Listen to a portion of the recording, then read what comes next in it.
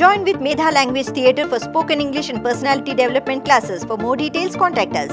YCP ప్రభుత్వ హయాంలో నాటి ప్రతిపక్ష నేత టీడీపీ అధినేత చంద్రబాబు నాయుడు ఇంటిపై దాడికి వెళ్లిన కేసులో వైసీపీ నేత మాజీ మంత్రి జోగి రమేష్ చుట్టూ ఉచ్చు బిగుస్తోంది. నాడు పదుల సంఖ్యలో కార్ల కాన్వాయ్తో జోగి రమేష్ ఉండవల్లిలోని చంద్రబాబు ఇంటిపైకి దాడికి వెళ్లిన సంగతి అందరికీ తెలిసిందే.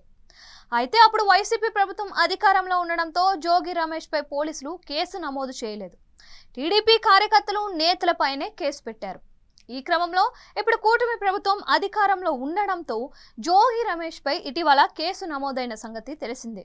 ఈ కేసులో తనకు ముందస్తు బెయిల్ ఇవ్వాలని ఇప్పటికే ఆయన హైకోర్టులో పిటిషన్ కూడా వేశారు. దీంతో ఆగస్టు 20 వరకు ఆయన అరెస్ట్ చేయొద్దని హైకోర్టు ఆదేశించింది. పోలీసుల విచారణకు హాజరు కావాలని జోగి రమేష్కు ఆదేశాలు జారీ చేసింది. ముందస్తు బెయిల్ ఇవ్వడానికి నిరాకరించింది. ఈ నేపథ్యంలో జోగి రమేష్ సుప్రీంకోర్టును ఆశ్రయించి ముందస్తు బెయిల్ తెచ్చుకున్నారు. అయితే పోలీసుల విచారణకు సహకరించాలని అత్యున్నత న్యాయస్థానం ఆదేశించింది. అంతేకాకుండా ఆయన తన పాస్పోర్టును కూడా పోలీసులకు స్వాధీనం చేయాలని ఆదేశాలైతే జారీ చేసింది. ఈ క్రమంలో ఇప్పటికే 1-2 సార్లు పోలీసుల విచారణకు హాజరైన జోగి రమేష్ తాజాగా మరోసారి విచారణకు హాజరయ్యారు. చంద్రబాబు ఇంటిపై దాడి కేసులో ఆయన నిందితుడిగా ఉన్నారు. ఈ కేసులో విచారణలో భాగంగా మంగళగిరి పోలీసులు ఇటీవల జోగి రమేష్కు నోటీసులు ఇచ్చారు. దీంతో ఆయన తాజాగా విచారణకు హాజరయ్యారు. మంగళగిరి డీఎస్పీ మురళీకృష్ణ ఆయన్ను విచారిస్తున్నారు. కాగా తాను చంద్రబాబు ఇంటిపైకి దాడి చేయడానికి వెళ్ళలేదని, నిరసన తెలపడానికి మాత్రమే వెళ్లాను అంటూ జోగి రమేష్ చెప్పిన సంగతి తెలిసిందే. ఇటీవల మాట్లాడిన ఆయన తనపై చంద్రబాబు కక్ష సాధింపునకు దిగారని ఆరోపించారు. ఇప్పటికే తన కుమారుడిపై అక్రమ కేసులు పెట్టి అరెస్ట్ చేశారని ధ్వజం ఎత్తారు.